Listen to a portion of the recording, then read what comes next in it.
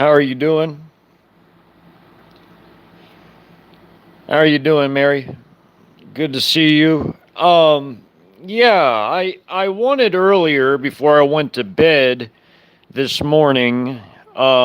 See, I just got up just literally minutes ago.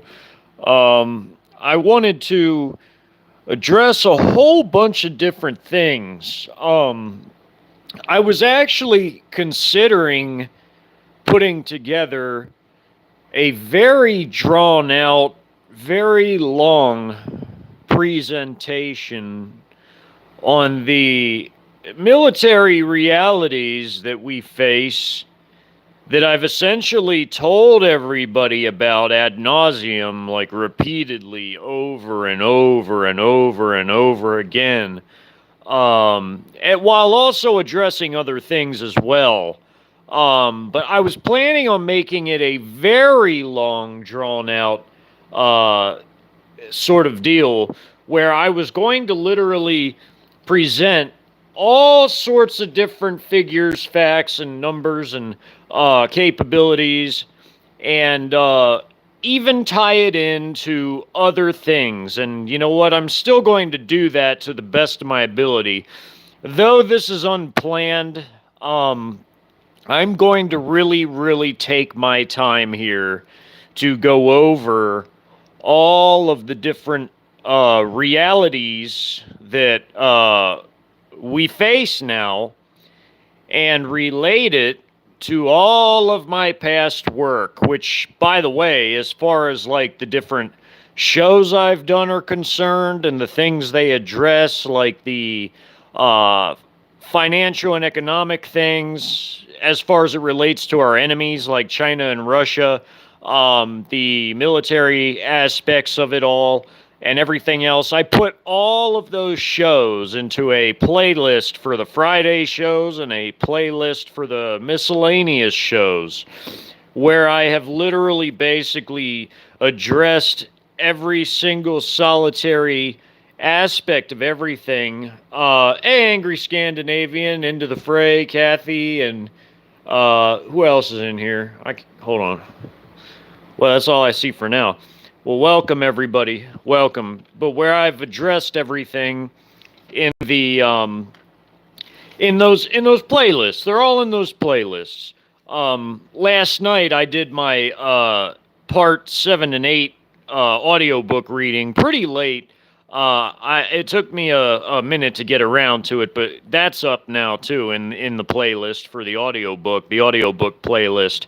For those interested anyway. But anyways, I've been hearing some really, really crazy things being said by others and these are things that I've already addressed before.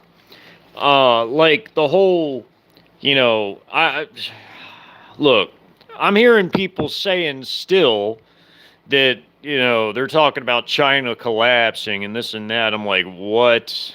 Are you crazy?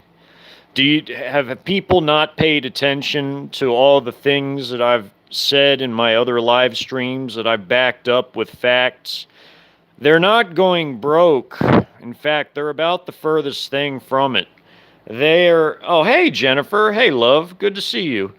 Um, they're about the furthest thing from broke that you can imagine.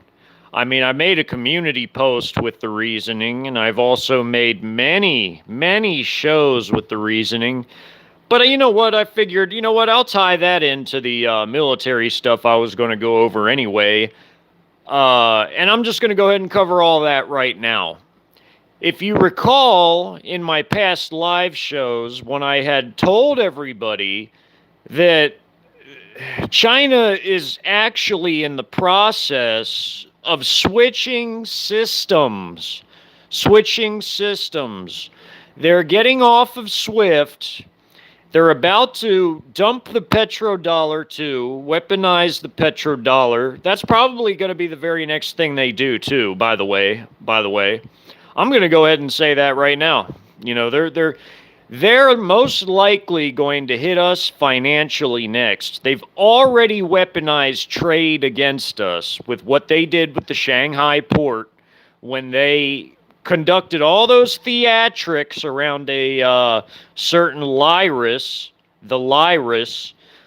They and it is a lie because they concocted all of that theater as an insidious means by which to weaponize trade against us because they know we're heavily dependent upon trade from them. They have the biggest industrial base in the history of the entire world. China is the most powerful nation the world has ever known or seen up to this point and until the end of time, since the Bible the Bible even recognizes that, the kings of the East and their humongous armies. Um, Listen, they've weaponized trade against us. Now they're weaponizing finances by allowing Evergrande to collapse. People said similar about Russia with the sanctions. Oh, Russia's about to go broke. Russia's about to collapse and blah, blah, blah. That never happened. You know what did happen? This is what happened. Russia had an economic boom, and the sanctions boomeranged on the West and hurt only the West, not Russia. Russia had an economic boom, a financial boom. Their currency not only stabilized, but it began to outperform other currencies, and if you compared it to the dollar, you watch the ratio, of rubles to the dollar as far as the exchange rate. You watch the ruble go down, which was an indication that, in fact, no, their economy didn't have any hardships, but they actually not only stabilized, but they had recovered. They'd recovered, and they'd actually are experiencing economic growth now.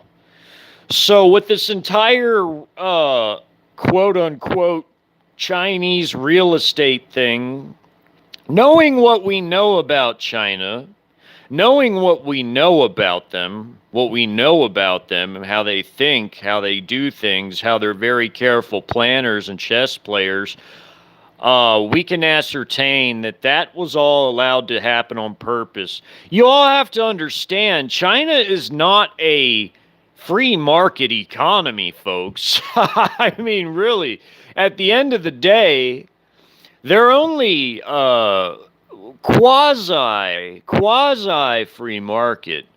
Their regime has a lot more leeway because they've given themselves that power to interfere directly in anything that they deem is necessary for them to interfere in. Evergrande was allowed to collapse because it's going to do what? Because it's going to hurt us. It's not going to hurt China, folks. It's not hurting them. They're doing fine because they have the world's biggest gold holdings. How can a nation with the most gold on earth be broke? That is about the most asinine shit that I think I've ever heard in my entire life. They're switching systems. They're switching systems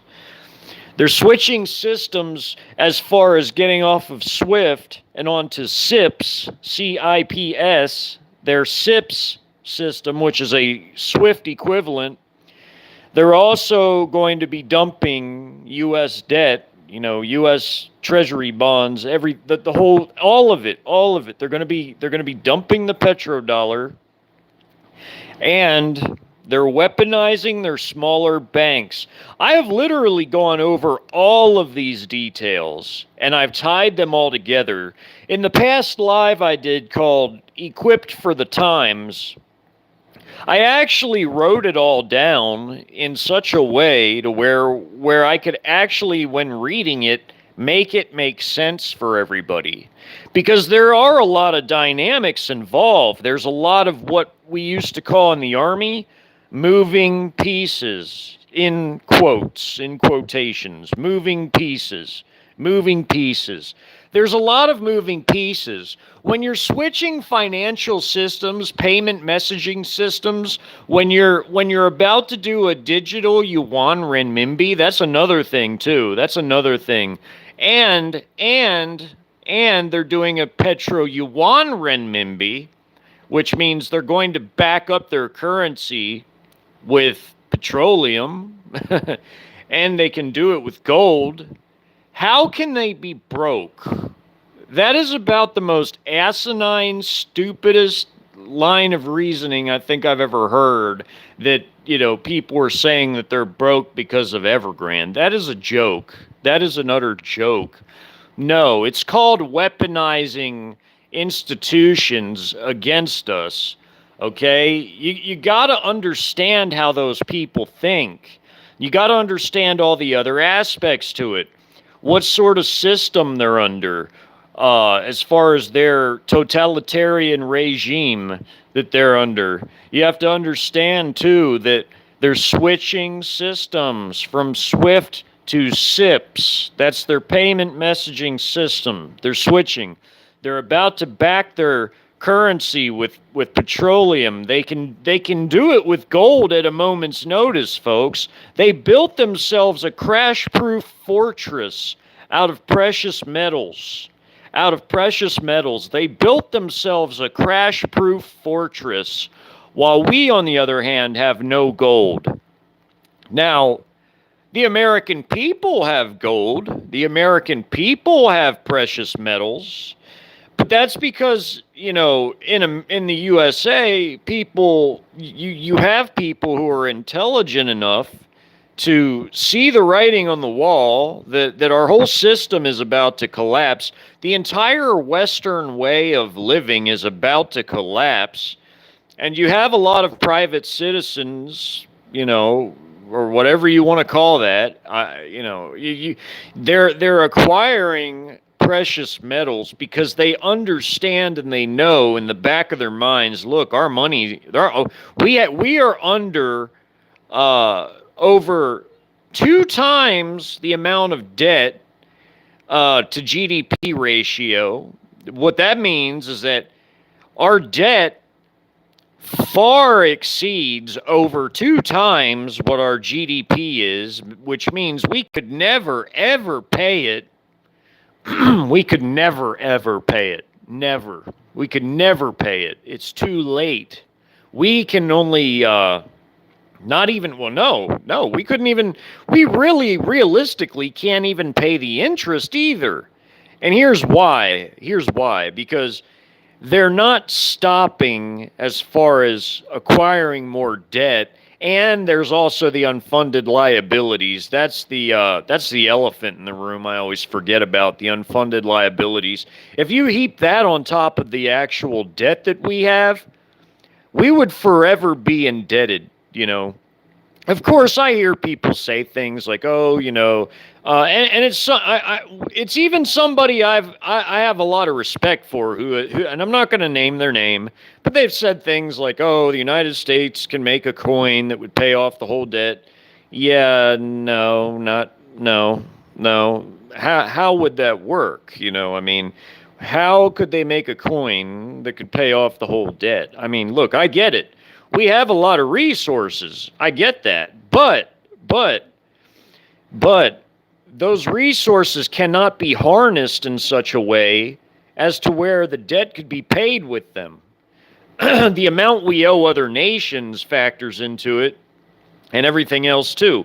And it's not just what the central bank is owed, but I could say this too. I could say, yeah, okay, provided you got rid of the central bank, then maybe it wouldn't be as bad, but you would still owe a lot of debt because you would still have unfunded liabilities. You'd still have all that money you borrowed to pay all these different pensions and other types of things. You would still have to pay that no matter what, regardless of whatever happened to the central bank. So, look, no, you can't really make a coin that is going to pay your whole debt. That's impossible. You can't do that because you have to be able to harness the resources in the first place to be able to even do such a thing. And we don't have the ability to do that. We don't have the ability to do that. It would take us extremely long and an extreme amount of work and energy to be able to harness the resources in such a way to where they could actually begin to make an impact on the debt, because you still have to have a way to pay the debt. You're not going to like chop down a bunch of lumber and take a bunch of lumber to who you owe money to, or you're not going to like mine a whole bunch of coal out of the ground and like bring your coal to whoever you owe money to, or you're not going to like, mine a bunch of like copper and, bring mountains of copper to whoever you owe all this money to. You all understand what I'm saying, right? You understand what I'm saying. While, yes, we do have all those resources under the ground and above the ground, in the form of lumber and, food that can be produced or whatever, you still have to be able to turn that into wealth to be able to pay debt, because you're not going to take the resources themselves to who you owe money to. It doesn't work like that. You can't do it like that. But here's the thing, China has been building a crash-proof fortress out of gold. How can they be broke when they have the most gold of anybody in the world? All they have to do is declare, that they're going to, partially back their currency with the gold that they have, and that will eat up, like 99% of any potential problems that they would have had. But I think people are getting mixed signals from China because they're not seeing the whole picture. They're not connecting all the dots.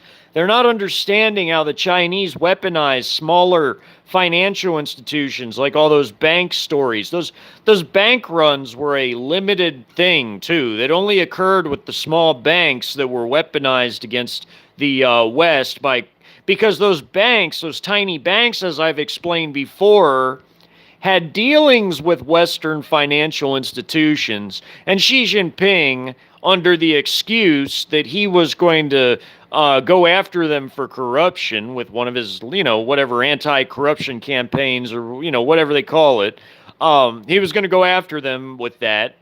And, but really and truly, that was just merely an excuse for him to consolidate and centralize more power in the hands of the CCP and the CCP-controlled banks. That's all that was. That was a power play. And in the process of that power play, it hurt Western investors, okay? That's one more way they were trying to hurt us, by weaponizing smaller banks against us. The people that had their assets frozen in those banks were just a side of, it was a side effect. It was a side effect of the process of weaponizing those institutions against the West. Now, Evergrande, that was a bit of a bigger deal there because, it was such a huge firm. And there was a lot of Western investment in Evergrande, and it sure did hurt Western investors and, brokerage firms and everything else. Look, that whole issue is still not even fully run its course yet. But let me tell you something, we're talking about the nation that has the biggest gold reserves. They're changing financial systems, their messaging systems from SWIFT to CIPS, CIPS. They're also known to weaponize trade. They're known to weaponize trade against the West like they've been doing with Shanghai. And now potentially with what's going on in, in the Taiwan Straits with their exercises and whatever, what have you. So knowing how insidious they are, I think it's safe to say that all the stuff that's going on with China is being badly misread by people in the West because they're not connecting all the other dots that I've just taken all this time to diligently review and go over. uh, and connect them for you even. So I even did a community post about it, which is even still up if you want to go and see it. Remember, people said the same thing about Russia, but look at Russia now. They're experiencing economic growth, growth. Due to the sanctions, they're actually experiencing economic growth because Eurasian integration is happening. China has their Belt and Road by which they're conquering a lot of the world through stealth too. Through stealth, China's Belt and Road is a economic and financial means by which they can get their troops into other nations to station them on the sly, on the slick. Like where they're not fully realized that they're even there because they're going in there disguised as dock workers or students or whatever, like they did here, like they've been doing here, okay, or business owners or whatever. It could be any number of things, but that is how they get their Trojan horse shock armies into different nations. So now that I've once again gone over all the economic and financial warfare that China's levied against us, to wrap up that entire point, I would just simply say the next move I see occurring with all that's been happening lately, I see them going after us after the petrodollar next. That's what I see them doing to us next. I've said it before, and I've also elaborated that there are, really only several viable ways that they're probably going to go, most likely go with this entire thing. And all of it hinges on whether they're ready or not to invade us and go to war against us. Because remember, like I've said many times, their forces have to be all lined up all around the world and logistics ready to go, troops on their jump off points, ships out at sea, aircraft on the tarmac, ready to go, all around the world at the same time. The moment that they're ready to go to war against the USA and the West. Because something like that would have to be so humongous and so gargantuan and well choreographed, well coordinated, very much so.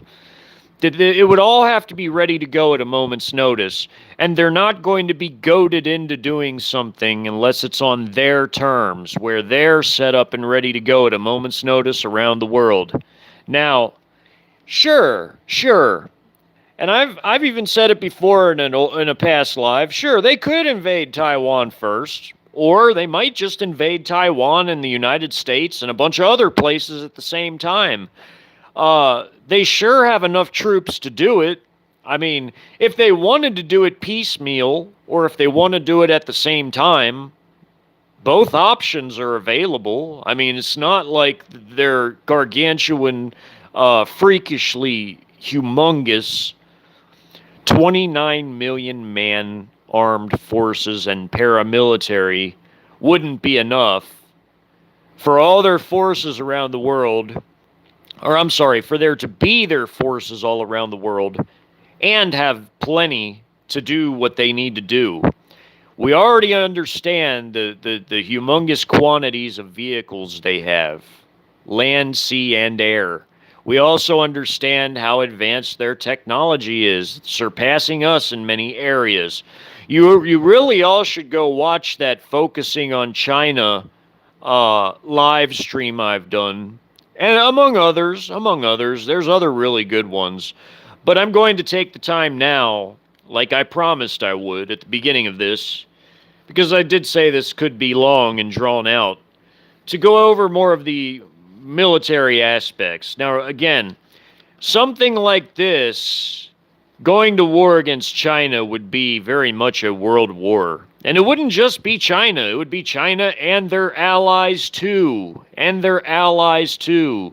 Like Russia, like Pakistan, like North Korea, like Iran, like Syria, like Belarus, like perhaps the other CSTO Central Asian member states who are economically tied into China's Belt and Road and Shanghai Cooperation Organization, which they and China, China and the Central Asian members have basically built up their trading lanes for trade between one another, and also tying into the Belt and Road. um, you could have all of them together in a massive military alliance, basically crushing the West in a matter of, just a few days, really. I mean, China has already set up their forces in Europe. They have their troops in Serbia and likely elsewhere. They already have, of course, all of their forces in Asia. Even the Russians have forces in Asia, of course, because, much of their nation is in Asia, Siberia. In the Russian Far East, that would be a good jump off point for your naval forces, obviously. Like, they have Vladivostok and they have other bases there. They. Here, let me put it into perspective here. When the whole situation happened with the Russian Navy drills that happened off of Hawaii, I don't know if you all remember that. That was about a year or so ago, maybe a little more, maybe a little less.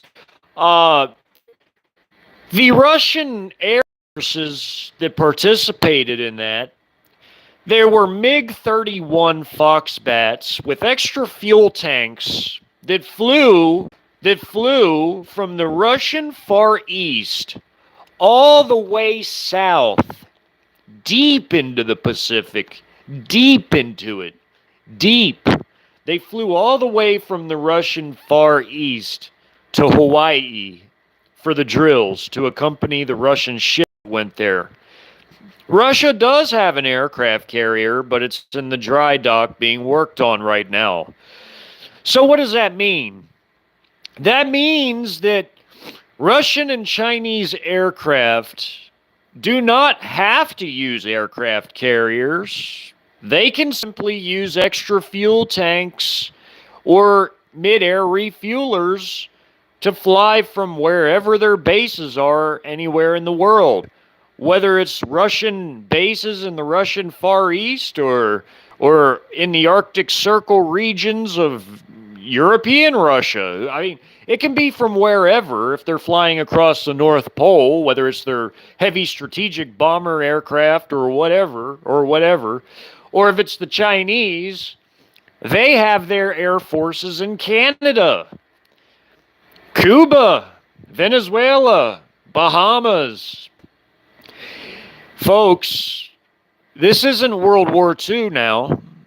If they have spare fuel tanks, that would increase the range of today's aircraft, most of them, by quite a long range, a drastically long range.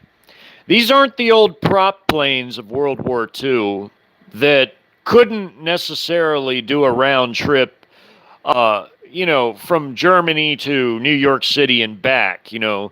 They had some aircraft that were pretty close to that, like the Condor. There was a German bomber aircraft. Well, it was a bomber slash transport plane that ended up finding a purpose as a marine reconnaissance aircraft. By that, what they were out there doing was flying out into the Atlantic and back from their bases in France in World War II to spot Allied shipping convoys before they would call in U-boats to go and sink them in World War II. So, the Condor was a prop plane. It couldn't cross on a round trip to, it could have been fitted with a bomb load and it could have been flying over to, North America to hit our coastal areas. But, you know, they never used them in such a way, and they never built an aircraft, that would have had the fuel capacity to where something like that would have been feasible. They had projects like the Ural bomber, which the Germans had, which was they were working on something that would fly over the Urals in the Soviet Union to hit the Russian factories that the Russians had moved. And that's quite a story there, that the Russians had moved beyond the Urals, beyond the German bomber ranges. But today's aircraft don't have those issues necessarily. Most do not. If they can be fitted with extra fuel tanks and you have a mid-air refueler, your aircraft can not only fly extremely long ranges, but they also can stay in the air for a substantial amount of time. If you have like one mid-air refueler, you could keep a whole squadron or more in the air for quite a long time, flying. They could all stay up in the air until their mission's complete, and they can still stay in the air to provide whatever type of support is needed, at least until, either the mission's done or until, the midair refueler has to go back for more fuel itself, or it's run out of fuel that it used to, refuel the other aircrafts with. So, look, in today's day and age, things have changed. It's not World War II. It's not World War II. And the other thing is, our enemies don't have to cross the ocean to get to us. They're already here, folks. They're already here. They're already here. Whether we like it or not, they're already here. Now, I understand, like I've said before, I get it. I know some people don't like my delivery, but that's just because I'm really, really passionate about these things. I'm not trying to sound like I'm condescending or anything like that. I'm not. I'm really not. I just want people to understand a lot of these things because I don't think a lot of people really understand like the inner workings of a lot of this stuff or the dynamics involved, how things piece together to make a bigger picture. People are missing a lot of vital details. So that's why I wanted to get on here and do a bit of a longer, drawn out sort of a explanation of a lot of these different things. So when looking at the military situation, I mean, we know the balance of power all around the world has obviously changed. China, for better or for worse, and I hate it, and I really, really hate it, but China is the most powerful nation the world has ever known.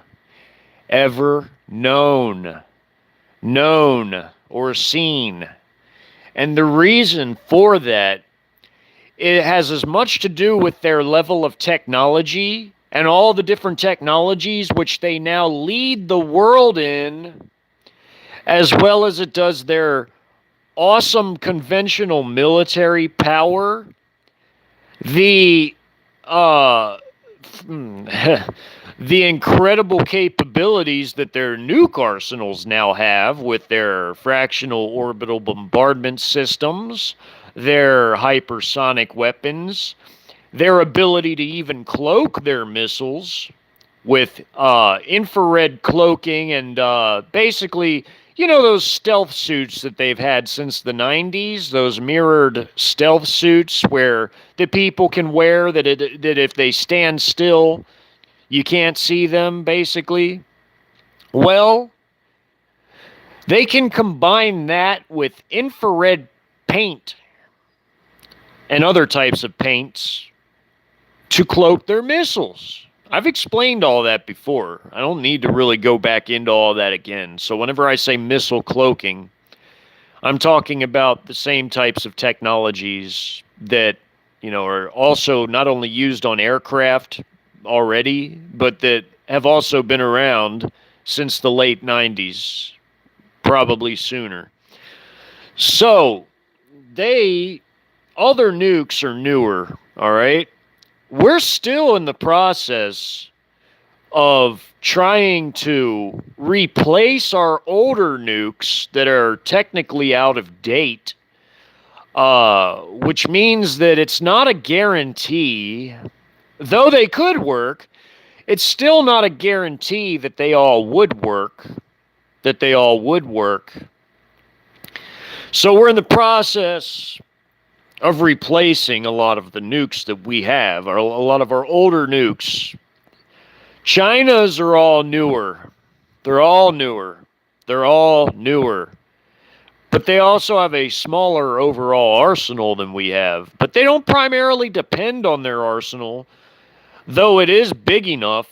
It's plenty big enough to destroy two large nations. And that's really all they need. I mean, there's nobody that they have to even really worry about because they've already set us up to be destroyed. They've hacked solar winds, so we're never even going to get a shot off with our nukes against them. That's over with. That ship has sailed. They've hacked solar winds. It's been admitted that it's been compromised, folks. It's been admitted. They also have their Trojan horse shock armies and their electronic warfare assets all around our silos to disrupt them, to shut them down when it's time.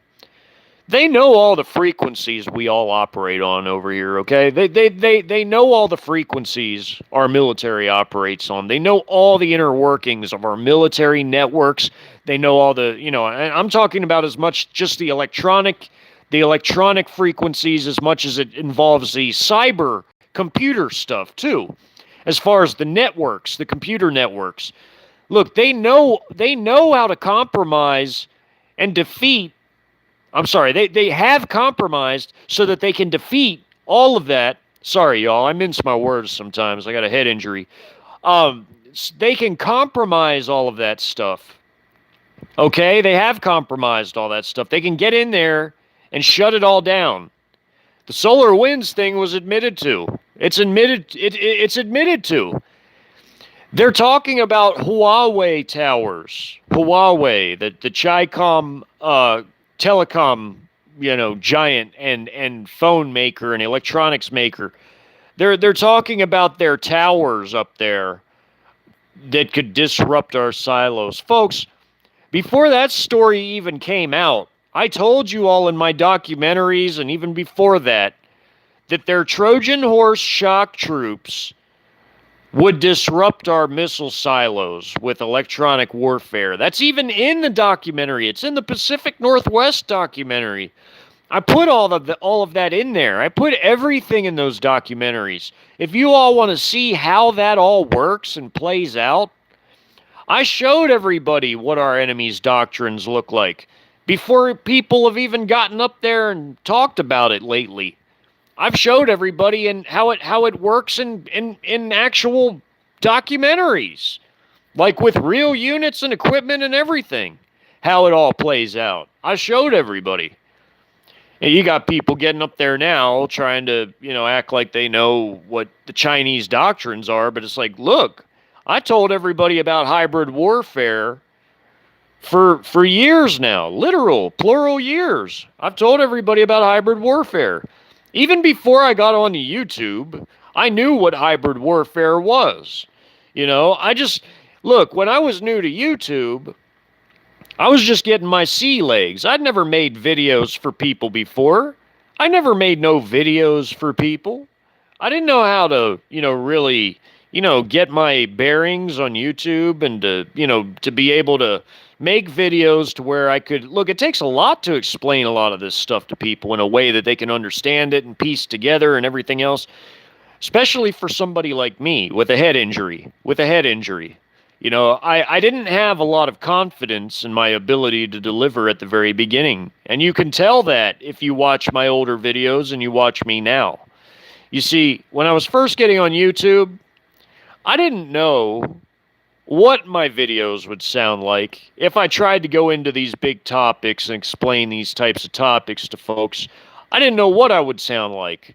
I didn't know if I would sound like a stark raving mad lunatic or if I would sound like somebody stringing together coherent thoughts. How could I know if I've never listened to my own self in video before? I've never really listened to myself in video format until recently, until the past few years, but I knew what hybrid warfare was for a long time, but I've just, I 2 years ago when I was getting my sea legs, sea legs for YouTube for making videos, I finally got to where I was confident enough in myself to where I could actually make coherent videos on the subject to where people would understand it, not look at me like I'm some kind of, you know, crazy guy, trying to, rave about something.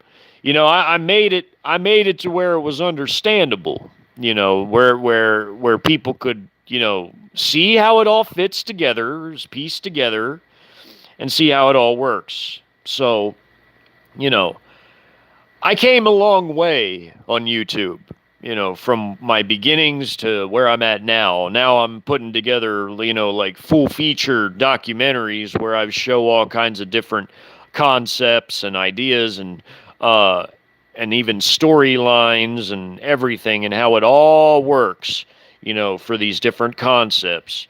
I came a long way on YouTube, and I'm glad I was able to do that for folks. I've said before, and I'm going to go ahead and say it again. My time on YouTube is coming to an end, but I feel it's important to give everybody the tools that they need to understand everything they see, before I get off of YouTube. So back to the military balance of power.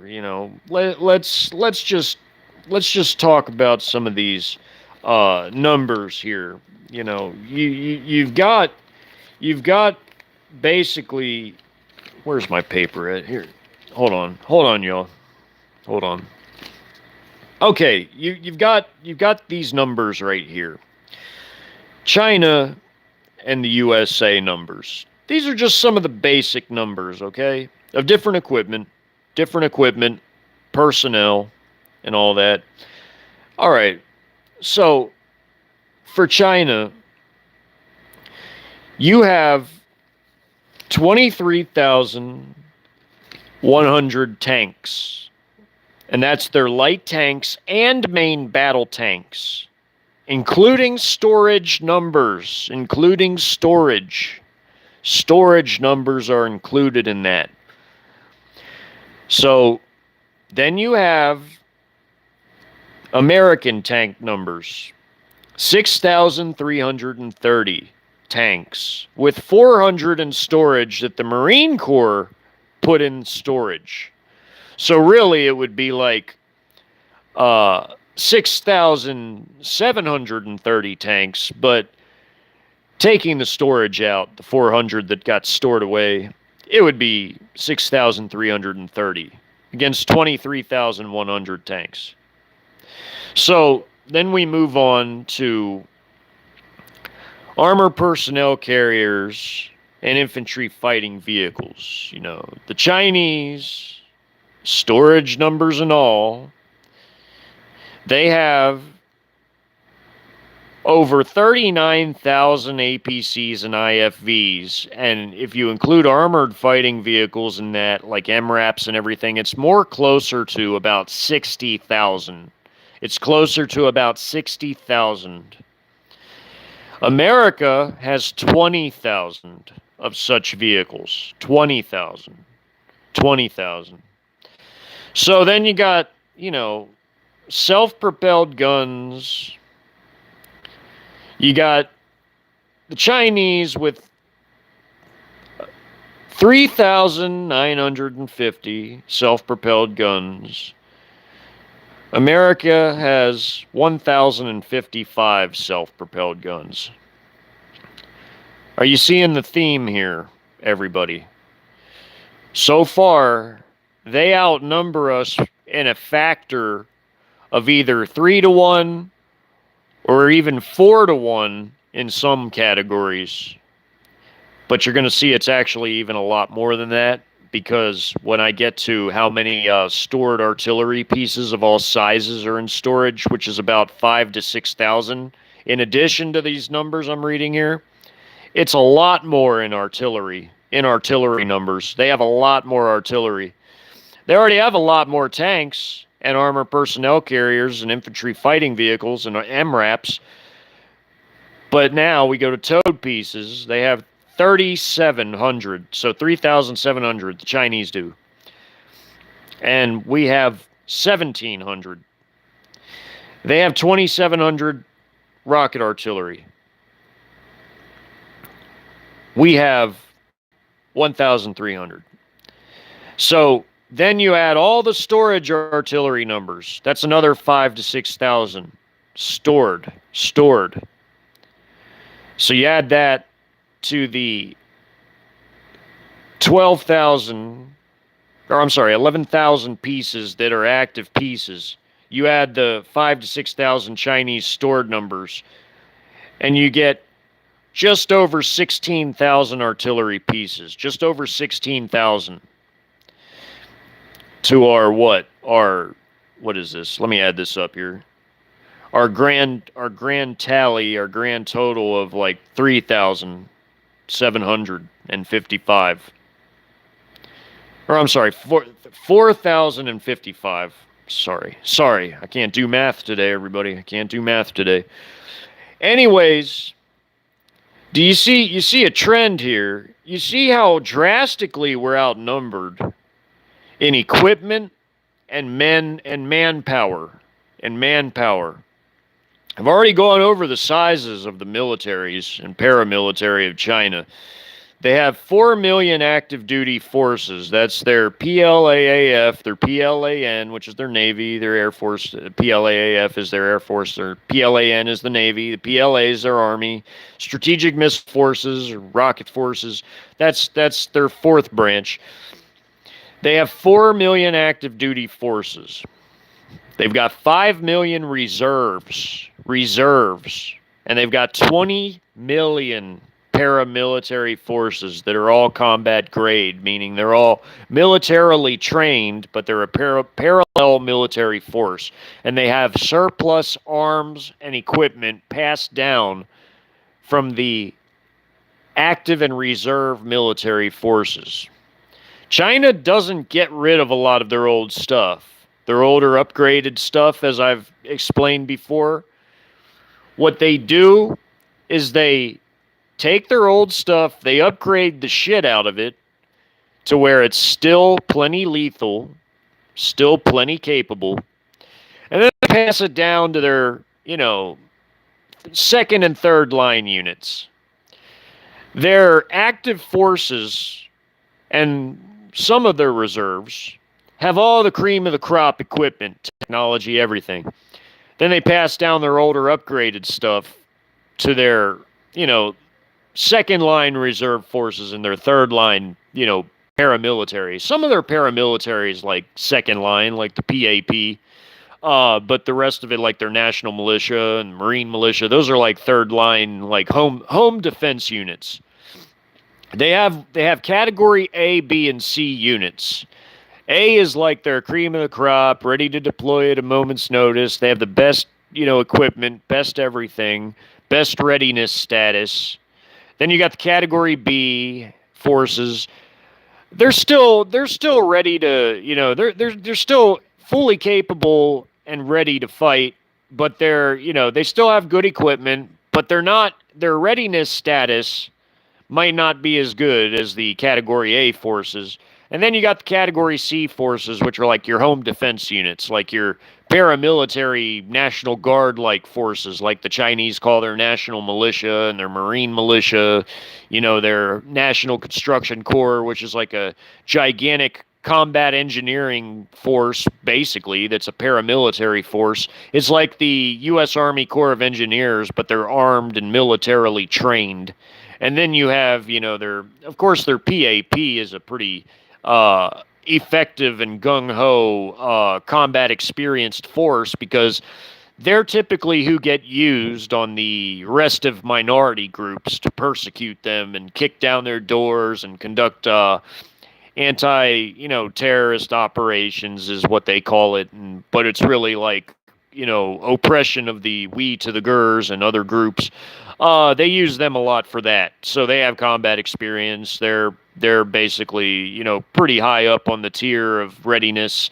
And we, on the other hand, as far as our personnel sizes, not counting our paramilitary, which we have some 300,000 paramilitary. If you amalgamated all of the different alphabet gangs, that would be your paramilitary. You would have, you'd have about 300,000 or so of them, similar to the Russian paramilitary numbers.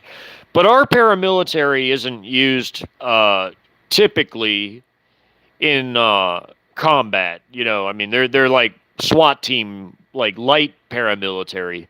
Uh, Although they are equipped with surplus weapons like MRAPs and things like that for their SWAT vehicles, and things and body armor and different tactical types of gear and everything else. They have all that. They are a light paramilitary force by definition of what a paramilitary force is, but but they're not really like true war fighters. They're like SWAT teams.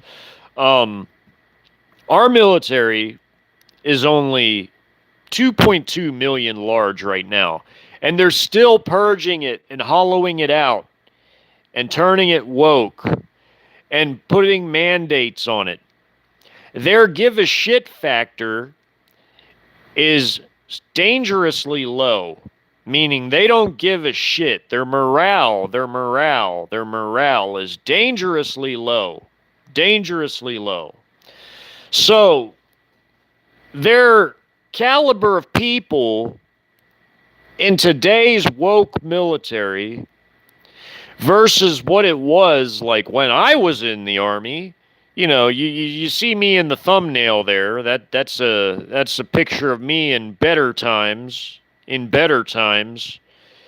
my 20s.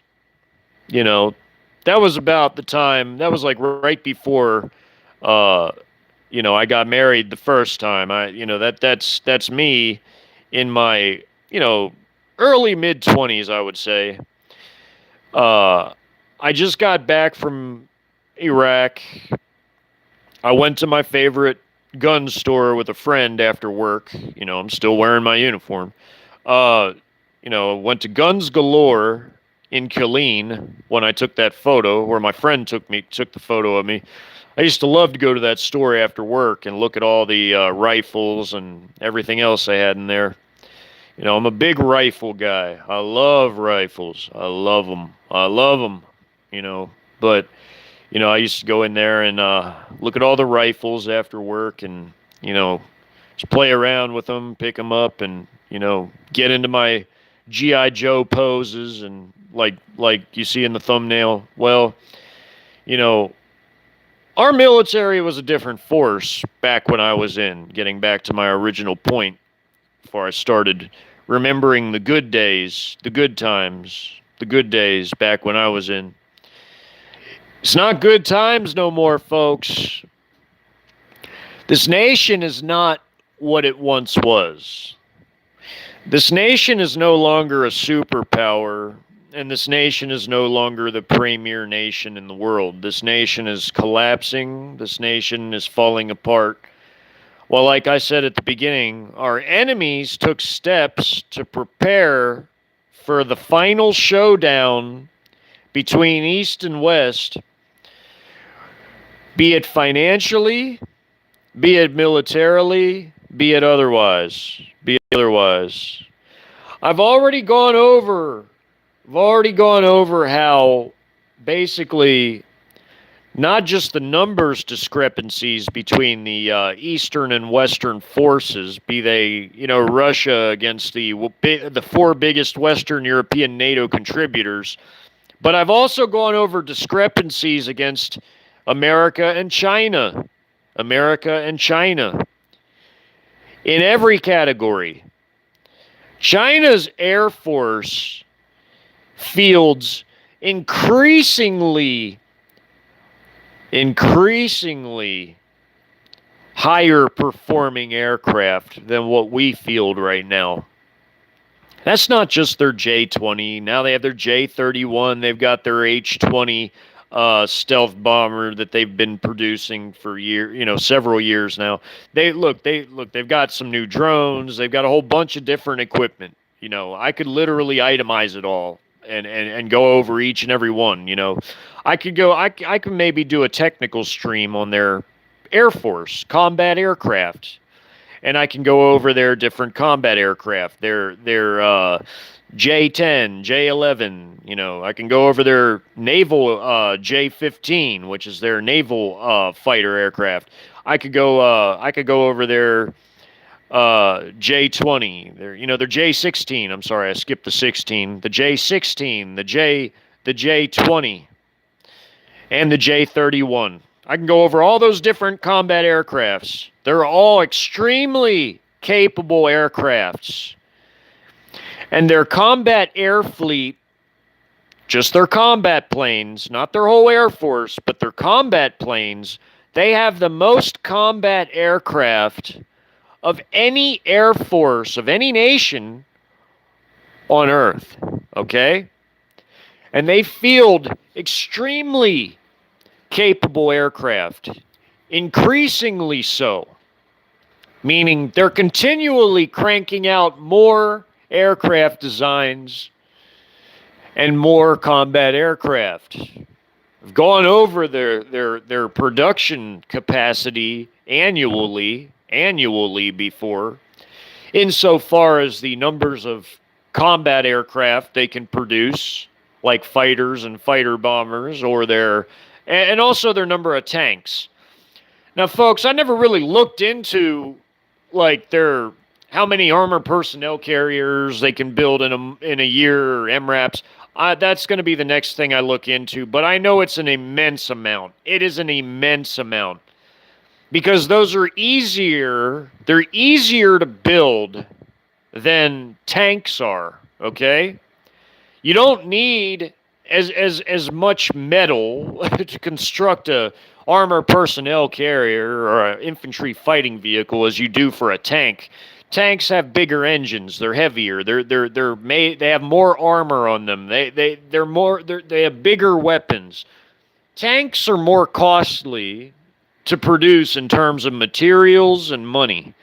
So when we're just talking about armored fighting vehicles, be they MRAPs or armored trucks or be they armor personnel carriers and infantry fighting vehicles, whether they're tracked or wheeled, it's a given. It's a given. It's obvious. It's obvious that they could at least produce 2 times to 3 times more of those than they can even tanks. And their tank fleet is the biggest tank fleet on Earth. When you take all their storage numbers, you take all their active numbers, and you take both light tanks and main battle tanks. Main battle tanks are regular tanks, the heavy tanks. Light tanks are lighter tanks. Typically they have thinner tracks, I should say. They have thinner tracks. They're lighter, in weight, in the weight category. They have smaller guns typically. The Sheridan was an exception, but the Sheridan's gun wasn't no high-velocity gun. The Sheridan light tank that we had, the airborne light tank that we used to have, that we still have sitting in depots collecting dust. The Sheridan, I even put that in my internal conflict scenario. They had to bring the Sheridans out of retirement again because they had to formulate a unit from scratch and train people on those because they didn't have enough tanks, because the military fractured into different pieces, taking all their equipment with them, or they had it stolen from their armories or motor pools or depots or wherever. So, typically speaking, light tanks have smaller engines, they have thinner tracks, and they have smaller main guns than a main battle tank, and they have lighter armor protection, typically speaking. Like I said, the Sheridan was one exception with its 152 millimeter gun, but it wasn't a high velocity 152. It was a short 152 millimeter, and it was mostly made with firing the Shillalog in mind, the Shillalog anti-tank guided missile. So that's the deal with their armor fleet. We know their tank fleet's the biggest, their combat air fleet's the biggest. They have the biggest, most advanced navy. They have the most advanced weapons and electronic warfare, radars, targeting systems, all this stuff they have on their ships. They have the most advanced technologically capable navy in existence and the biggest sub fleet. And they're still cranking out subs. Last I checked, they outnumbered us by a couple subs. And they're continually cranking them out. They're continually cranking them out. So when I say Navy, I include their submarine and surface fleet together. But both are bigger than ours and more advanced. You know, we got a bunch of older ships. We got a bunch of rust buckets. You know, I'm just going to say, you know, I've been hearing the stories. I've been hearing the stories about the goings on in the Navy lately. I've been hearing about the state of decay of the ships, of the poor state of repair that they're in. I've been hearing about, you know, situations as far as things going on the ships themselves, things happening on the ships themselves that divert from the mission, And it's not just the Navy that's having problems. It's the Army. It's the Air Force. I've gone over the impact of logistics on war, the impact that logistics has on war. I've gone over it in my documentaries. I've gone over it in past live shows. My short, impromptu, important live, that's what it's called, short, impromptu, important live, covers that very, very much in detail. You can't fight a war without logistics. You cannot fight a war without logistics, all right? You can't. You can't. You cannot fight a war without a functioning logistical system, and that means your transportation, how you get supplies from point A to point B. It includes the supplies themselves. You know, be they your medical supplies, your food, your water, your spare parts, your POL products, which are your petroleum, oil, and lubricant products that you need to maintain your vehicles. Let's see, yeah, I said spare parts. I said POL products. Let's see, what else? Oh, your ammunition, your shells, your powders, your fuses for artillery, or shells for other vehicles like tanks and ammunition, grenades, rocket artillery. You know, your rockets, like how we gave a third of all our rockets to the black hole in Europe called Ukraine.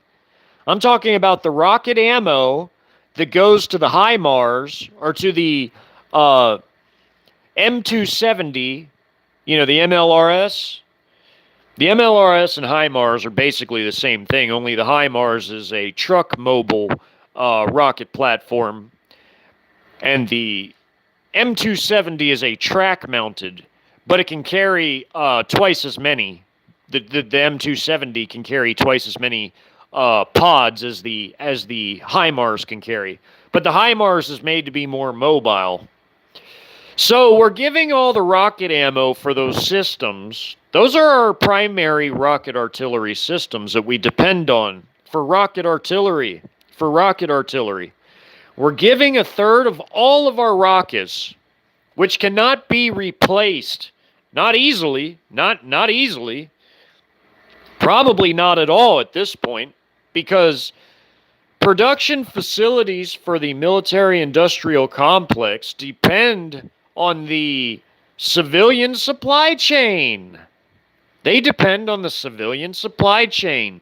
Military logistics in the United States depend heavily on the civilian supply chain. That means that production or refurbishing of vehicles and all the other things that go into maintaining a military force at a state of readiness depends heavily upon the civilian supply chain. If our supply chain is collapsing, then how's our military going to function? It's not. It can't. Because another thing that people forget is a lot of our weapons platforms are overly complicated. They're not streamlined. They're not streamlined like our enemies. Like China and Russia's production processes are more streamlined. They involve less parts. They use less parts than Western weapons typically do. It takes less time. They're more simplified. It takes less time to train people on how to use their weapons than it does on how to use Western weapons. Ukrainians have been having a hard time learning how to use our weapons systems because they have to be trained on them. Let me tell you something, as a career soldier in the U.S. Army, we had to go to basic training and then onward to advanced individual training. And it took months. Months. It really all depends on your MOS, but depending upon your MOS, your training can last weeks to months, you know? So, what does that mean?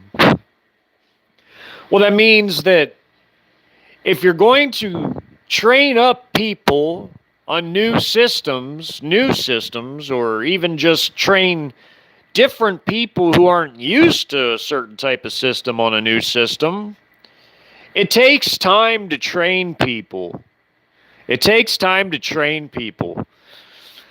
That's another thing. People talk about, a draft and this and that. There's not going to be no draft. There wouldn't be a draft because of a couple different reasons. One reason is the enemy doctrines that would be used against us would not allow for a draft to occur under that type of a condition. No communications, no power grid functioning. How are you going to call people in for a draft under those conditions? How are you going to call people in for a draft when enemy troops are running amok inside your country, capturing cities right out from beneath you, infrastructure, be it roads or bridges or whatever, railroads or power plants, for when they feel like rebooting the new colony that they're going to control, New China, after they take over. So you can't have a draft when there's enemy forces inside your country causing all of that mayhem and taking over right out from under you. Another thing, TRADOC. It's called TRADOC, meaning like your training installations, your training posts, where you train people in basic training or advanced individual training for their MOS. TRADOC only has a limited capacity for people. They have a very limited capacity. Meaning that each training facility, the barracks can only accommodate so many forces there. Then you gotta, figure out how you would rotate Like, if you were going to do a draft, you would need a humongous capacity that we don't have. We don't have it, folks. They got rid of the draft a while ago. They don't have the capacity to just draft a whole bunch of people in the millions and fit them all into TRADOC facilities. You can't fit everybody in those places. How would that even work? Even if you shorten the training regimen to 2 weeks of just basic training, you still wouldn't be able to cycle all that many people through there all that quick. You couldn't. You couldn't do it. You wouldn't be able to do it like that. It's totally crazy that anybody even worries about something like that at a time when they're actually getting rid of people. They're axing people. They're purging people. They're purging people. They're purging our best people. They're getting rid of our best people. Retention is at an all-time low. How many people they can retain? You know, how many people will stay and re-enlist? Or how many people they can convince to, to continue. Look, they're trying to force people to take something that they don't want to take. How do you think a draft would work in a situation like that? People aren't going to join your military if they're going to be forced to partake in an experiment that they don't want to partake in. That I see that going very, very poorly if they attempted something like that.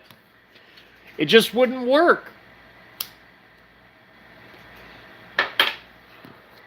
Sorry, y'all, I had to relight this cigarette here.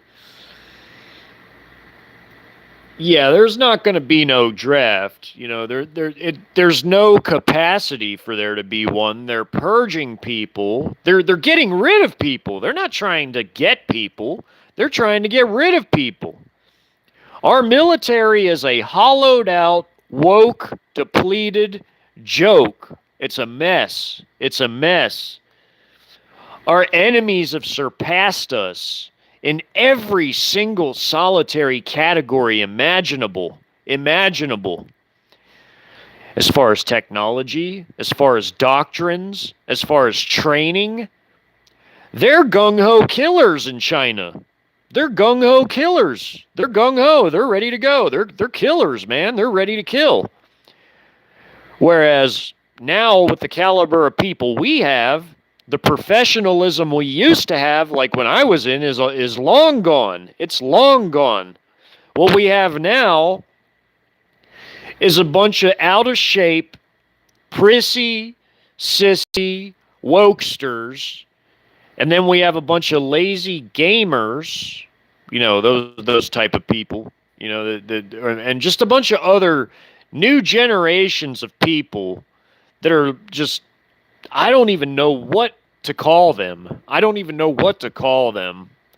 Other than lazy, other than incapable, other than sorry. They're sorry.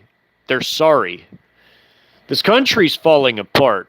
The best parts of our military that we would have had, they're trying to get rid of. At this point, I would say the National Guard and the reservists are the best part of our military, whereas it used to be our active duty. Our active duty used to be the best part of our military, and people used to look down on the Guard and reserves. But you know what? My, how times have changed. You look at the National Guard and reservists now, and they make the active duty look like they're a joke. Because at least the National Guard and reservists have held true to their own values, their own beliefs, and said, no, we're not going to partake in your mark of the beast. And they're still members of their local communities at the end of the day. They're part-timers. So that means that a lot of them, potentially, are not down with wokeism and everything else. Whereas the active duty, who is supposed to be the cream of the crop, is the ones that are falling by the wayside, that have fallen by the wayside. The full timers that, like the career soldiers, they've fallen by the wayside because the leadership has failed them by allowing these evil things to take root and corrupt and destroy it to ripen us up for the foreign takeover. And it'll be easy too. You know, we already were falling by the wayside in the technology and doctrines arena, anyways, because we'd been too busy fighting counterinsurgencies to where we were not preparing to fight another major power. We haven't fought a major power since both World War II and since Korea. See, in World War II, Nazi Germany was a superpower. Look at how much of the world it took to stop them, and look at how much of the you see back in the world was different back in the 30s and 40s. The world was a different place, Like if you looked at the Soviet Union back then, it wasn't really all that developed beyond beyond St. Petersburg and Moscow and, where Stalingrad was, which is Volgograd. If you took that line, if you took like a ruler and drew a line from St. Petersburg in the north down through Moscow and then through the Volgograd area, everything beyond that to the east was not really that developed back then. A lot of it was nothing but just like forests and swamps and mountains wherever they were, and steppes, like the endless steppes of Russia, plains. When I say steppes, I mean plains, like their equivalent of what a prairie would be. Endless steppes and villages, and just podunk villages too, like villages that were just built out of like logs and everything like that, like log cabins. The Soviet Union was really not developed beyond like that part of Western USSR, which was like St. Petersburg, Moscow, Volgograd, which is what they called Stalingrad back then, and everything to the western border with Nazi Germany and the other Axis nations. The Soviet Union, that was primarily the whole entire Soviet Union, as far as like the developed parts of it, where there were big cities, where there were a lot more people. Everything to the east wasn't that well developed back then. And then the rest of the world was different. And you had Nazi Germany took over a lot of that. They took over a lot of the Western Soviet Union. They were pretty much to the point where they were about to knock the Soviet Union out of the war. It took the entire world to stop Nazi Germany and Imperial Japan. It took the entire world banding together, essentially, to stop Nazi Germany and Imperial Japan.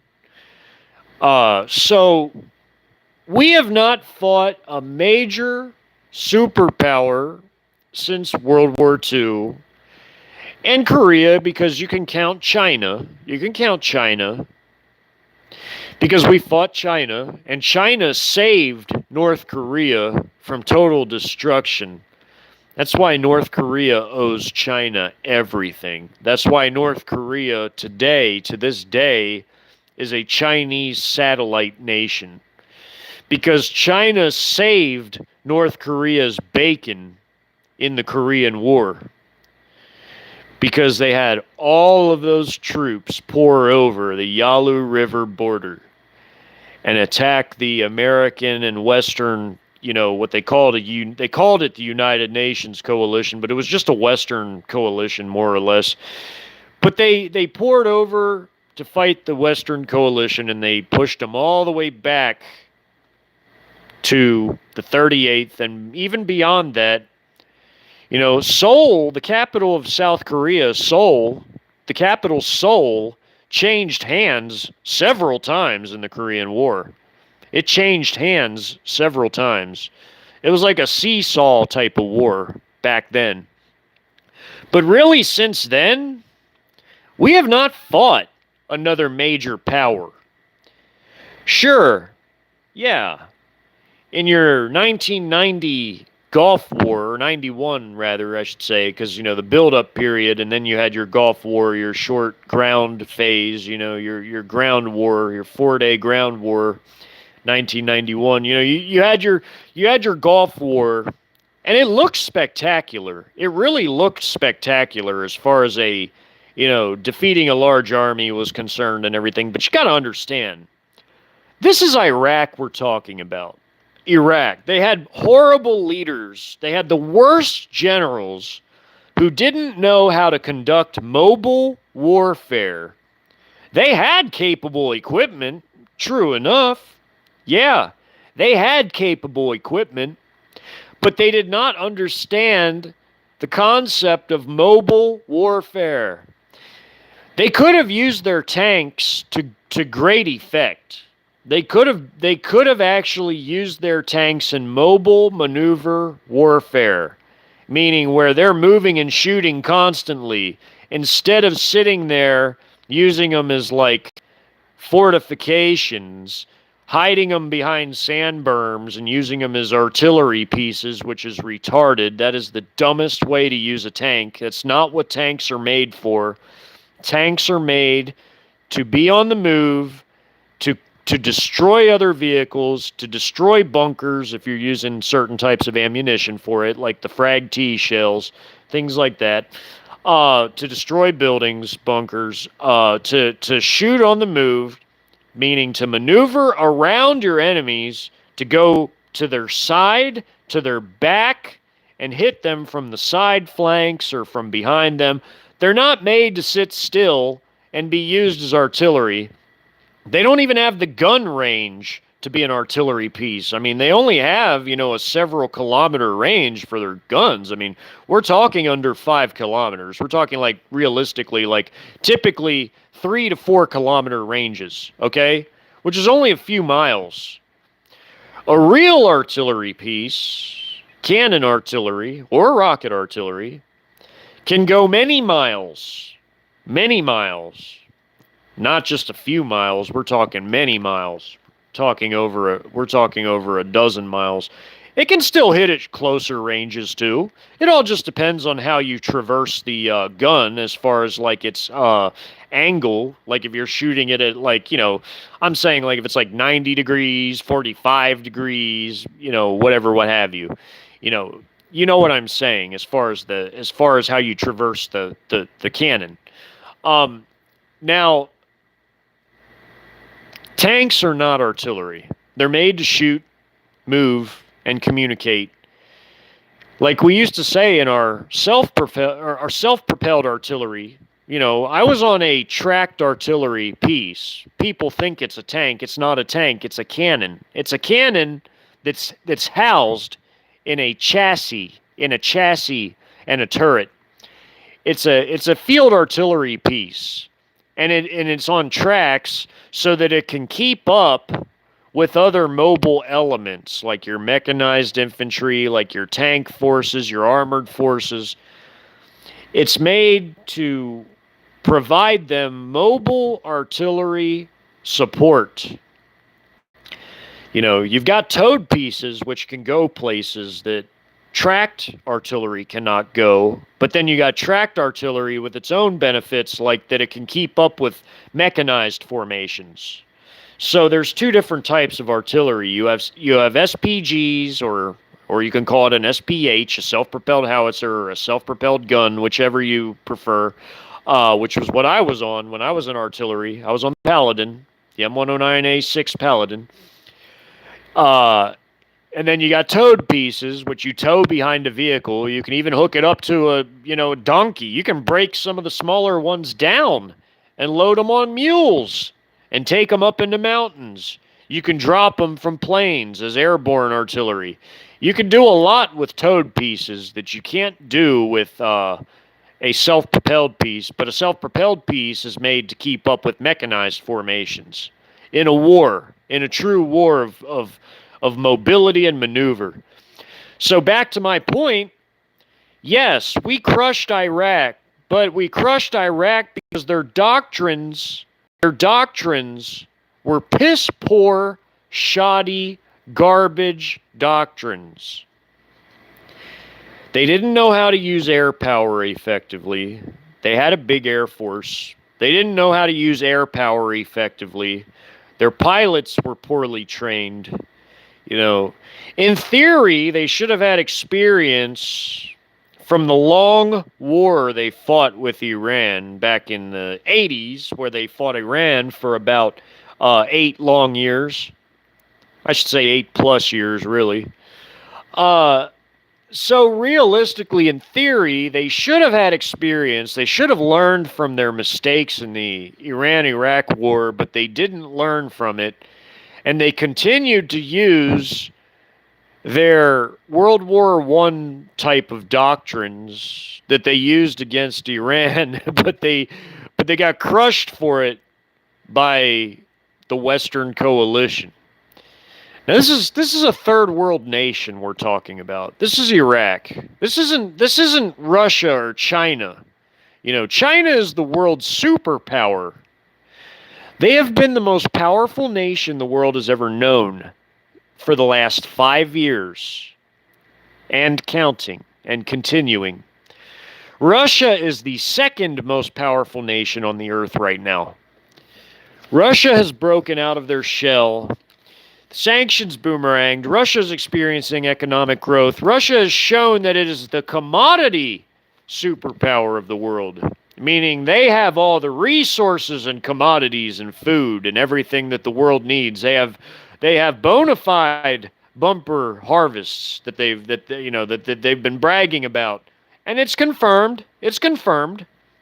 No, now China's saying they're having one too. I still don't know how valid that is or not valid, but I'm inclined to believe it. But, I know the Russian ones can be substantiated, that those claims can be validated. But the Chinese ones I don't know about. But I do know that China has hoarded most of the world's food and a lot of oil lately. China is the world's superpower. They have the most gold. They've created their own SWIFT equivalent, their SIPS system. So is Russia. Russia has the SPFS system. China has the SIPS system, and both of them lead the Eurasian bloc together. So, not to be denigrating to Russia, but still, compared to China, compared to the monstrosity that China is in military and economic and financial terms and industrial terms and technology terms, Russia has good technology too. Don't get me wrong; they've got great technology too, and they and China even share a lot of technologies with each other. But still, compared to China, the numbers that China has of things. China is definitely the senior partner. Not to denigrate Russia at all. I'm just saying China is vastly bigger, drastically bigger than Russia. Russia's still big, but they're not China big, okay? They're not China big. Nobody is China big. Nobody can hold a candle to China in really any category, unless it's like nuke numbers, in which case that only Russia and only we have more nukes than China, but China still has enough to destroy two very large nations. So, it doesn't even matter that China doesn't have enough for an overkill. They don't need to overkill. They just need to get the job done. Because coupled with everything else they lead the world in, they are still the world superpower. They are still the world hegemon. So, just trying to put everything here into its proper perspective. Their conventional forces, bar none, are bigger than anyone else in the entire world. They're conventional forces. And they're more technologically advanced than anyone else is on Earth. Only Russia, as far as the technology aspect, comes close to China. But everybody else, no. Especially us, too. We've lagged very far behind. Now, yeah, sure. We have hidden technologies that they hide away in labs that never see the light of day, that never get deployed, never get mass produced, that they want to hide and keep hidden forever in some underground labs, wherever they are, area, whatever, put a number, ascribe a number, you know, underground somewhere. Yeah, sure. We've got technologies too, but they're hidden away. They never get deployed, they never get mass produced.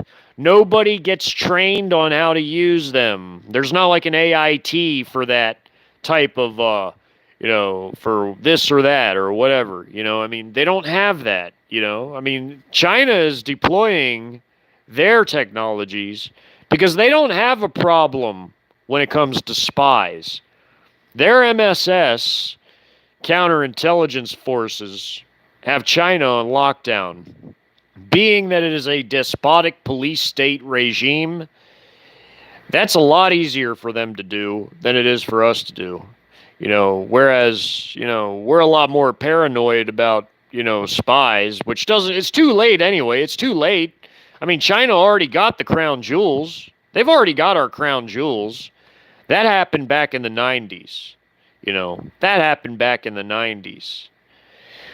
Why do you think they've surpassed us and have grown immensely bigger than we could ever hope to be in just, the past, few decades?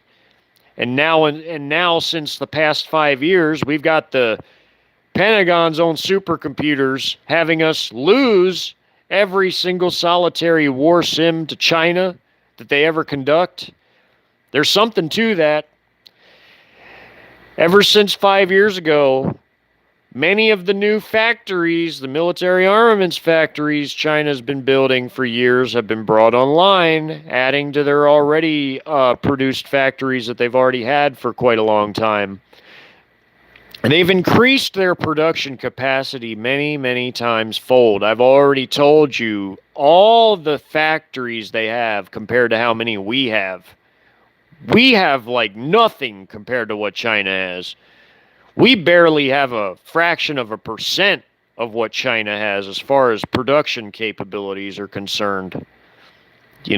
As far as military production capabilities, whether that's ordnance, ammunition, vehicles, aircraft, ships, subs, everything.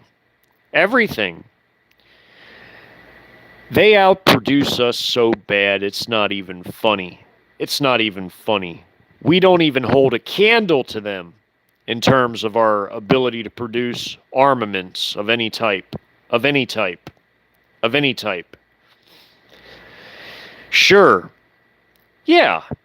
We may be outnumbered China in the helicopter area, but do you know why China didn't put a lot of priority into helicopter production and why they opted to go missile heavy instead and heavy armored vehicle heavy instead? Because of what their doctrines call for. What their doctrines call for. Oh, they still have enough helicopters to where it's a problem, but it's not. But they don't have as many as we do. But here's their doctrine.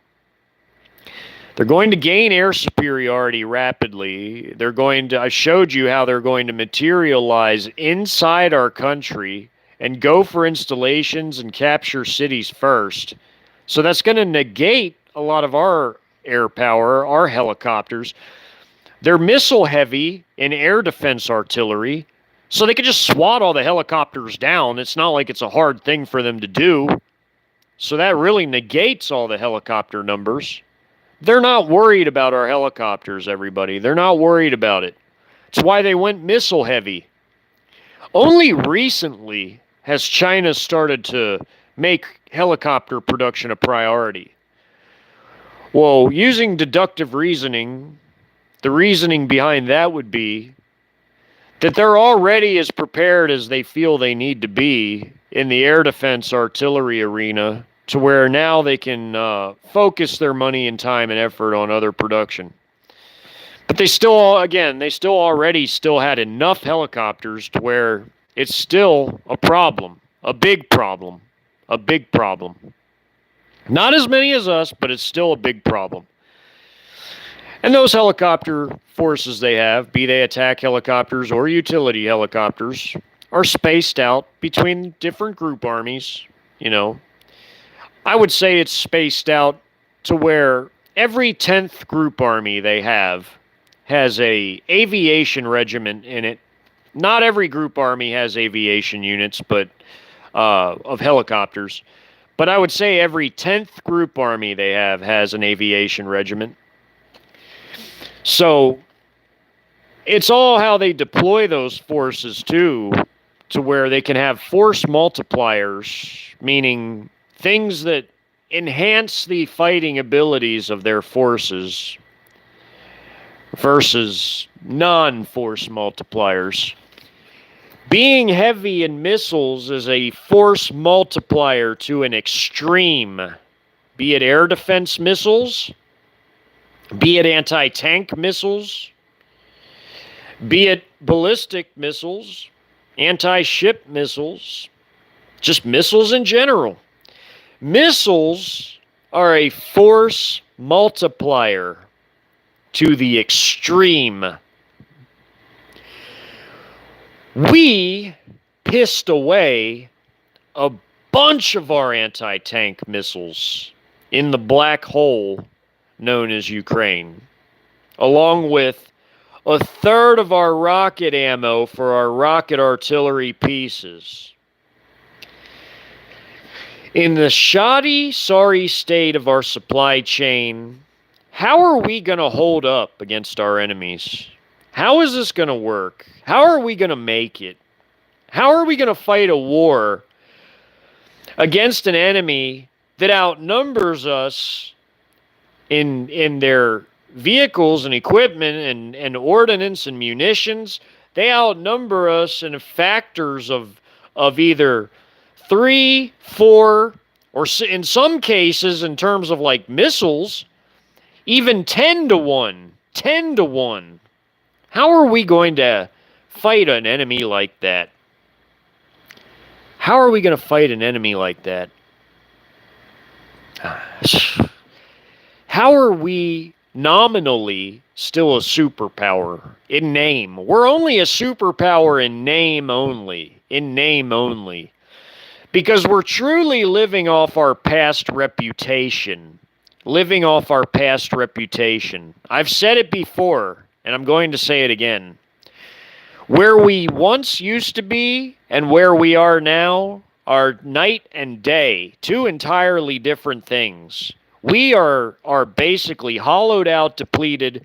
We are a regional power only. We are not a superpower. We are no longer the world's superpower. China has taken that title, and they have dethroned us. Even Russia has dethroned us, becoming the second most powerful nation on Earth. America is like a credit card that has been declined. Oh, you still have the credit card, but you ain't got shit on it. That's America, folks. We're living off our past reputation. And most people in America refuse to accept that we've been surpassed and outdone in basically every category. You know, I hate it. I didn't want to accept it. You don't understand how much I fucking hate that shit. And I hate to curse. But I really hate it. But even if I can accept it and not be biased about it just because I live here, then why aren't other people recognizing it? Because you can't fix any problems if you can't acknowledge that there's a problem in the first place to begin with. You can't fix a problem if you won't even acknowledge there's a problem to begin with. Think about those words. Think about what I just said and how I said that. How are you going to fix a problem or any problem when you won't even acknowledge that there's any? I hate this. I hate that this has happened. But nothing's ever going to get done about it because people aren't going to recognize it for what it is. And it's just going to get worse. I'm starting to get irritated because I'm thinking about how much garbage has befallen this country, and especially in just the past 2 years. All the overreach, all the beast marks, just everything that's happened here. All the lives it's claimed, the unborn, just what happens to them, all the just the garbage that happens daily out in the open in the streets. It's infuriating. But no, people want to sweep it up under the rug. People want to pretend like we ain't that bad off when we really are. You know, it's a shame. It's a shame.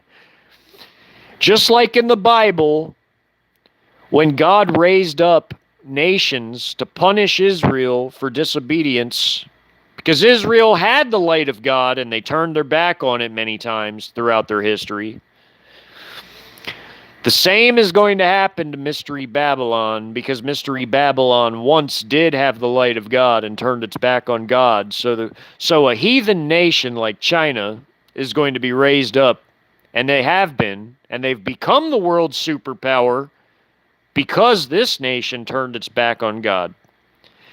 They have been allowed to just mushroom into something horrifying.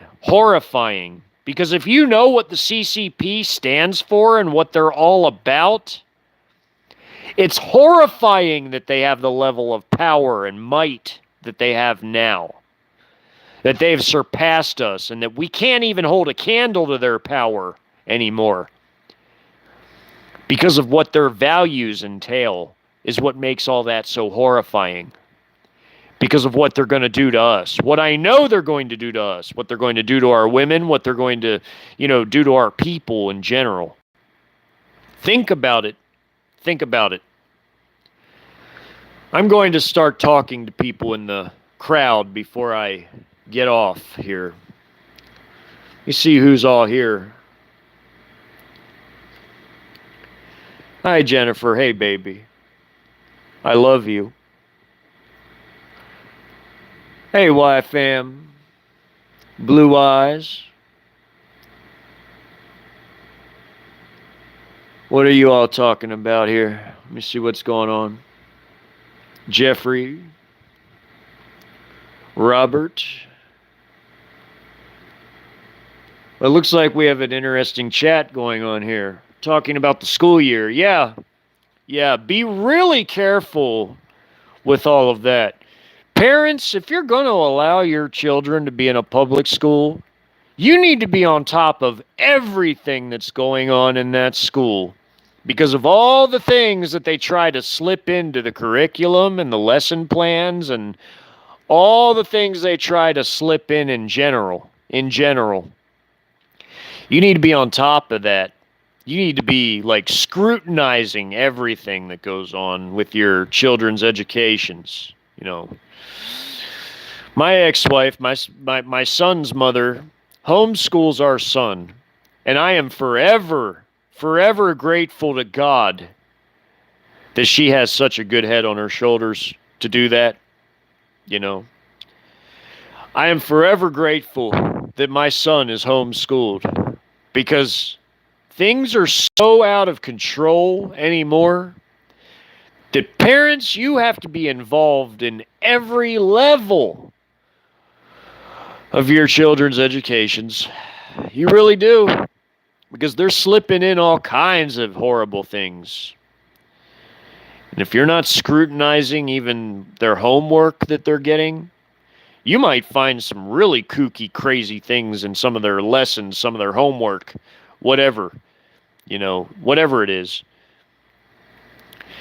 Because let me tell you something.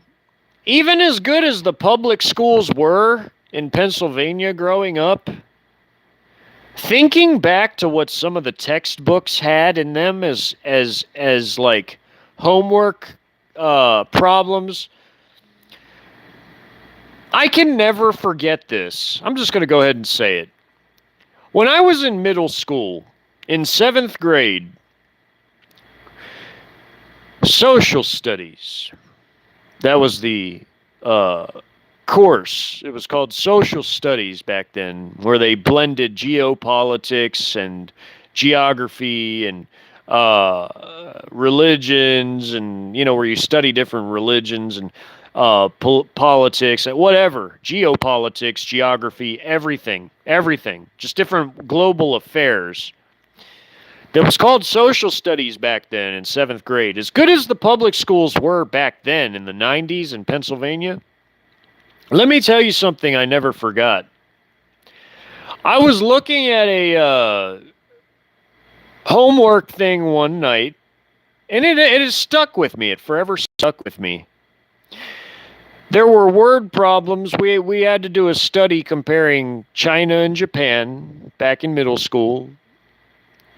And we had to pick which one we would rather live in and why. Well, I wouldn't want to live in neither, and I can tell you why. But when they talked about China, it was almost as if they were talking up Chinese communism in the textbook. Like the Chinese communism is a great thing, and it's the way that everybody should live. That stuck with me forever. That is psychotic. That's insane. That's one example of what I'm talking about things that get slipped into the lesson plans or curriculums, where they try to get your children to think that something is a good idea that's not a good idea. Chinese communism's a horrible idea. Why would anyone want to live beneath a system so evil, which is now the world's superpower? It's evil. They organ harvest. They just, God, the level, the way they oppress their minorities in camps, and just everything they do is evil. Why would anyone want to live under something so evil? But they slip stuff like that into the lesson plans. Folks, pay attention to what your children are being taught. Because you know what? I hate to say it. I have a child myself. I have a son. So I'm going to go ahead and say it. Our children have no future in this land. This land is finished. This land is finished. It's going to be the Flintstones. It's going to be war-torn.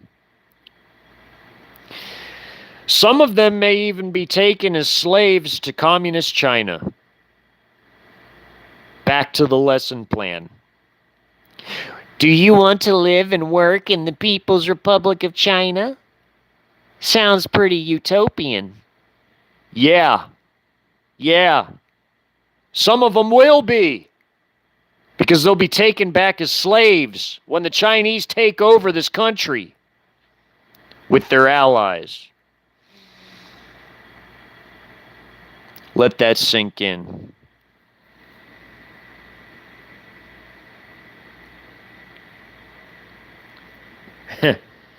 Yeah, their BLM's the least of our worries. They'll probably end up like one of these woke militias, like I put in my documentary for the Syrian-style internal conflict, because the regime had to recruit woke militias because they realized how stupid they were for shooting themselves in the foot, and how low on manpower they were, because they couldn't hold nothing down. They had to depend on woke militias. What a joke.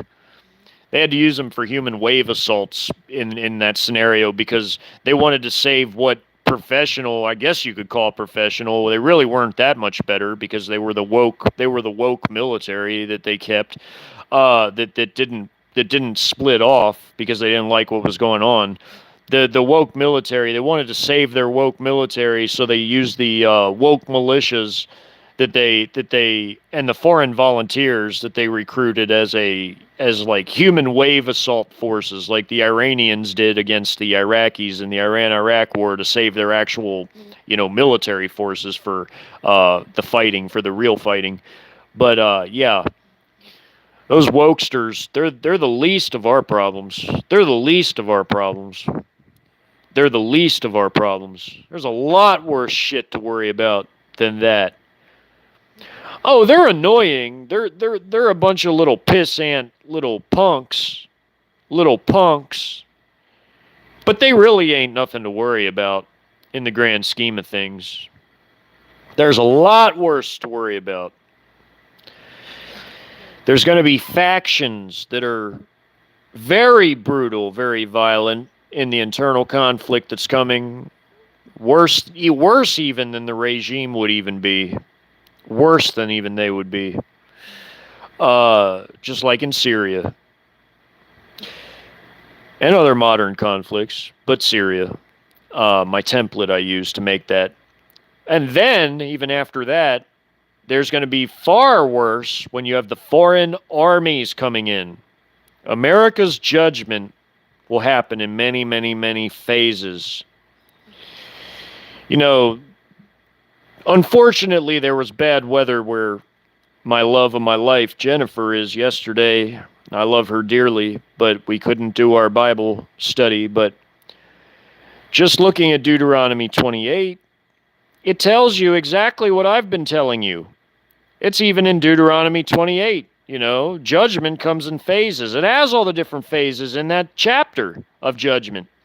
It even says that the king and his people, meaning the rulers, the elites, that class of people, the king and his people will be taken off to slavery if they're not killed, fighting when the invasions occur.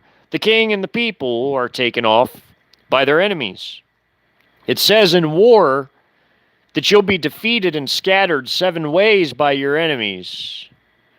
If you're disobedient, you're a disobedient nation unto God, meaning in the wars that you're going to fight, you're going to lose, and your forces are going to be scattered multiple ways. It says 7 ways. So, and your king and his people are taken off into slavery. That means that, okay, you're going to fight a war, you're going to be defeated and crushed by your enemies, China and Russia, anybody? China and Russia, sounds like that, coming to defeat us. You're going to be crushed and destroyed by your foreign enemies, which would be China and Russia. If we're equating Deuteronomy 28 to our time we're in now, and the rulers, like I've always told you, the Western satanic elites and their puppets are going to be Xi Jinping's footstool and slaves. And slaves. Deuteronomy 28 even talks about that. The ruling classes, the king and the people, everybody is taken as slaves who wasn't killed in the war, in the invasion. That's what Deuteronomy 28 is stipulating. Again, there's the Bible backing something up I've said repeatedly about these Western elites and what's going to happen to them, and about what's going to happen to our people after we get invaded. Those who don't defend themselves, or those who aren't living as nomads, those who are captured, you're going to be hauled off to China or to concentration camps in America, where you're either going to be organ harvested or you're going to be used as a slave of some kind, probably to work the Chinese fields. Oh, that's in Deuteronomy 28 too. You will work the fields, but you won't enjoy the benefits of them. Sounds like slavery in your own land. In your own land. I sure hate saying these things. I do, but it's coming. Why do you think I put all the things I put into my stories and my documentaries that I put in them? Because not only do they come out of our enemies' own mouths, and not only are they all based on 100% irrefutable facts, but it's also backed up by the Bible too. I'm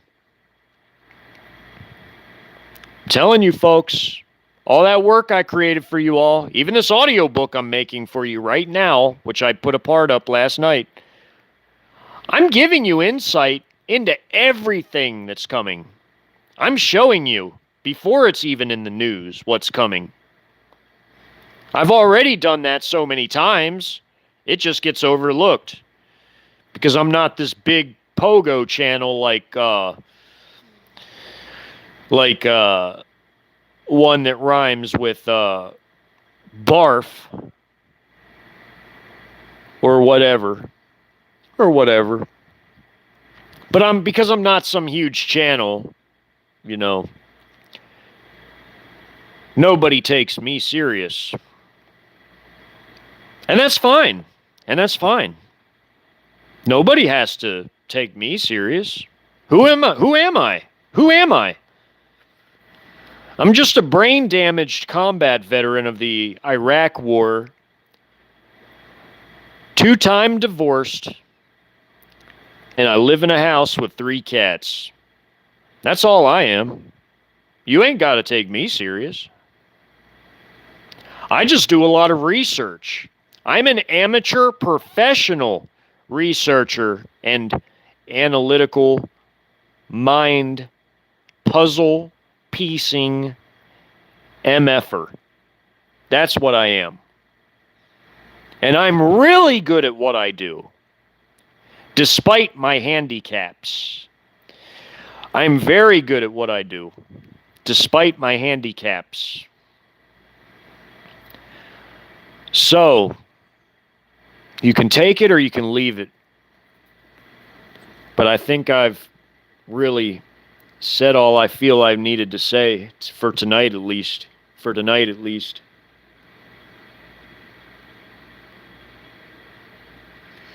No, we're not allies with China for sure. We're not allies with China.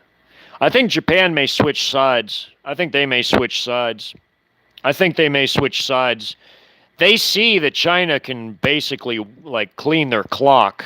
China can totally clean their clock, meaning knock them the F out in one blow, in one TKO move. China will go en bas on the entire world, whoever resists them, and they sure can. They've built a strong enough coalition to help them, but they don't even need a coalition. They are the dominant world superpower. They have enough people, enough technology, enough numbers of everything, enough production capacity and capabilities, enough factories, enough steel production. They produce the most steel in the world, more than the next 20 nations combined. That translates to military production, folks. Along with all the factories they have more armaments factories than anybody on Earth. China doesn't need help from anybody, but they do have a lot of help. They could take over the whole world alone if they wanted to. They sure have the people. They sure have the people. They could have an army of 300 million or 400 million and still leave $1 billion at home to produce armaments. That's insane. But they sure could do it. They sure could do it. They sure could do it. A 300 million man army or a 400 million man army would be as big or bigger than our whole country's entire population combined. Right now, they already have the biggest forces on Earth. They have almost 39 million. They have 29 million paramilitary and military combined. Total, grand total. Grand total. Not just their 4 million man active military, their entire grand tally. Paramilitary, reserves, and active.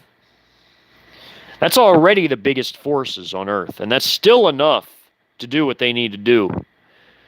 But they could have a 200, 300, 400 million man army. You know, in theory, they could.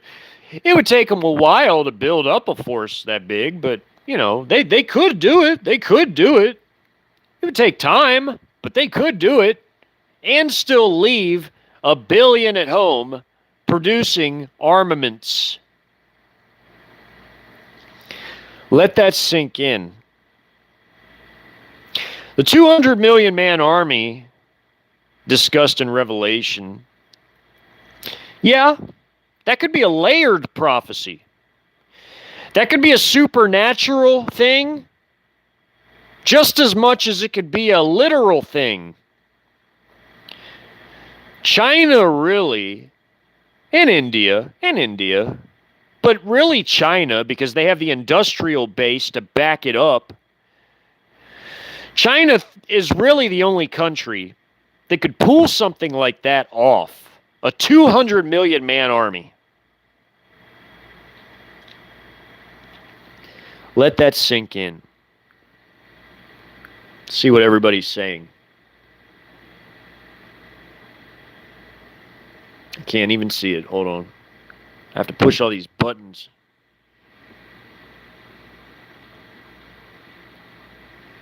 Thank you, everybody. I appreciate all the kind words. I do what I can do.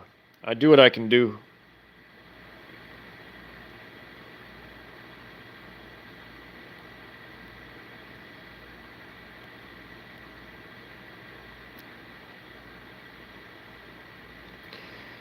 Thank you, Jennifer. Thank you, love.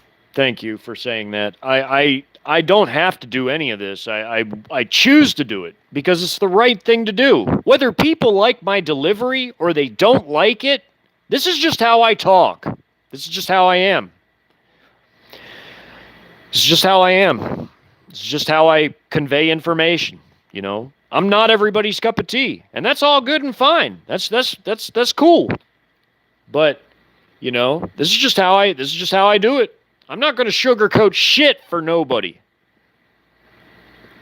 I'm going to tell people how it is and why it is. And I'm going to do it in a way to where I'm clear, where I speak clearly, where nothing can be misconstrued. And that might come off as, I don't know, maybe a little, you know, angry, or I don't know how people perceive it. But I know you're never going to, you know, have it to where everybody likes you. I know that. It's all good. It's all good. But I've gone on for 2 hours. I love everybody. I love everybody that came in here. I've been going on 2 hours. My battery's getting dangerously low. So, no, you're right, Blue Eyes. You can't sugarcoat the truth. You cannot do that. You got to give it to people the way it is, the way reality is. And people in America are thinking on America's past reputation. They're not looking at the actual real reality of it all. America's over. It's over. We're on borrowed time. We're on borrowed time. If America's a credit card, it's a declined credit card. We have the credit card, but we ain't got shit on it. We're on borrowed time. We're not the world superpower. We're not the premier nation in the world. That ship sailed a long time ago. 5 years ago. China surpassed everybody and became the world superpower 5 years ago. In real numbers and terms. Whether we like it or not, that's the way it is. So I thank everybody for coming. And I just wanted to let everybody know I really do love all y'all, and I really do think you all are great. And thank you for all participating in this chat. Everybody who came. Times are very serious right now. You're welcome, Priscilla. You're welcome. Yeah, they're still living in 1990, Blue Eyes. Yeah, they think it's America in the 90s. It's not America at the end of the Cold War. This is America after China has basically like raped us on all fronts, gotten our crown jewels, built up their own indigenous capabilities with everything they've stolen from us, and now have surpassed us in all technologies. More or less, essentially, for the most part. I can't think of a single thing we lead China on. Not one thing. As far as technology or anything else, really. Other than the number of nukes we have, more than them. But we're not going to be able to use them. What good are your nukes if you can't use them? They've compromised our nuke arsenal. Because they were wise enough to invest heavily into having the best cyber warfare programs and electronic warfare programs on Earth. We can't fight a war under the conditions that we're going to have to fight one under, you guys. They have full spectrum dominance over us. That's why our supercomputers, our own supercomputers, have us losing every projected war to China for the past 5 years. Everyone. It's not even like we even have an opportunity or a chance in one of them. We lose every one of the projected simulated wars. We lose in mine too, because I'm using real data to show how we would lose. Equipment, vehicle, gears, how it all pieces together.